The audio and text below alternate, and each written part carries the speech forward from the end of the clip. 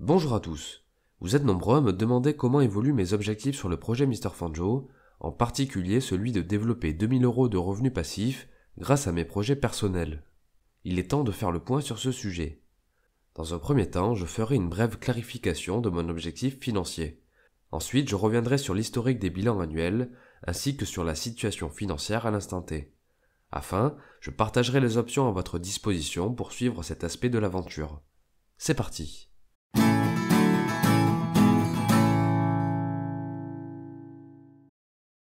Mon ambition est de construire progressivement de multiples sources de revenus grâce à mes projets personnels jusqu'à obtenir une rémunération convenable.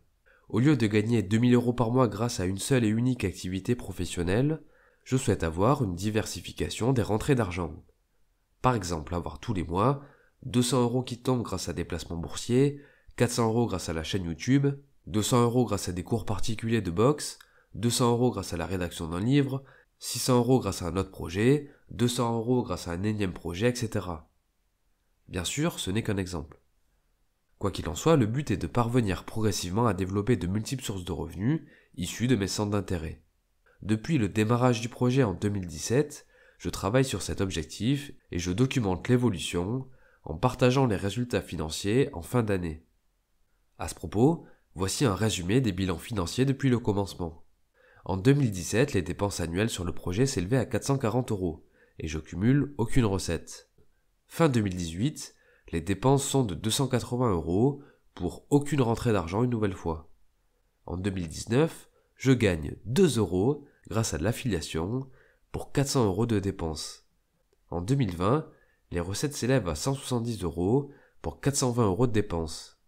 Fin 2021, les recettes annuelles sont de 530 € et dépassent pour la première fois les dépenses égales à 230 €. Pour le résultat de 2022, je vous donne rendez-vous en fin d'année. Finalement, si l'on fait le bilan sur 5 ans, j'ai dépensé plus d'argent que j'en ai gagné. Si l'on se concentre sur la situation actuelle, je suis parvenu à développer 2 sources de revenus. Des revenus publicitaires grâce à la régie publicitaire de YouTube, AdSense, et l'affiliation Amazon sur les produits que je recommande et utilise. À noter que j'ai également essayé de mettre en place la publicité sur mon site internet pour diversifier les sources de revenus. Cependant, j'ai abandonné cette idée car le désagrément pour l'utilisateur était trop grand par rapport aux quelques centimes que je gagnais grâce à ce système. Actuellement, je continue à travailler pour diversifier mes sources de revenus. D'une part, je développe ma présence sur les réseaux sociaux, Instagram, TikTok, dans le but d'accroître mon trafic et essayer de gagner un peu d'argent grâce à ces plateformes. En parallèle, je diffuse aussi du contenu sur les sites de podcast pour proposer un autre format et essayer de gagner quelques euros supplémentaires. Enfin, mes plus grands espoirs portent sur du contenu payant que je développe sur mes différents projets.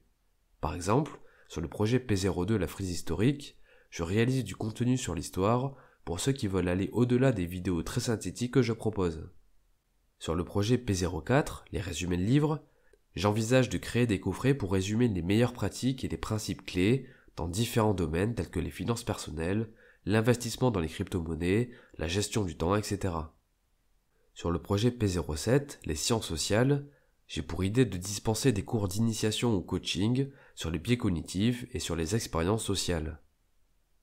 Quoi qu'il en soit, le cœur de la philosophie reste le suivant.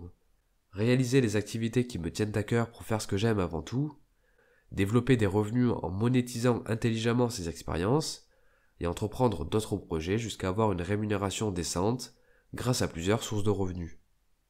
Si cet aspect financier du projet vous intéresse, voici les options dont vous disposez pour suivre les évolutions. Sur une page web spécifique, vous pouvez consulter en un coup d'œil l'évolution de la situation financière. Dans la rubrique Tips, je suis en train de créer du contenu spécifique sur les finances personnelles et l'investissement. L'idée est de synthétiser les grands principes et conseils pratiques qui mettent sur l'aspect financier. Pour suivre l'évolution et mes réflexions, je partage tous les ans en fin d'année un bilan sur le projet. C'est l'occasion de présenter les résultats financiers et mes objectifs pour les années à venir. Enfin, je partage ponctuellement sur une newsletter les actualités, des données financières ou des réponses à des questions sur l'aventure Mr. Fanjo. Je vous invite à vous y abonner pour recevoir ces communications, mais aussi pour pouvoir interagir, échanger des idées, des conseils, etc. Bref, J'espère que le contenu vous a plu. N'hésitez pas à m'indiquer en commentaire si vous avez d'autres idées, questions ou suggestions.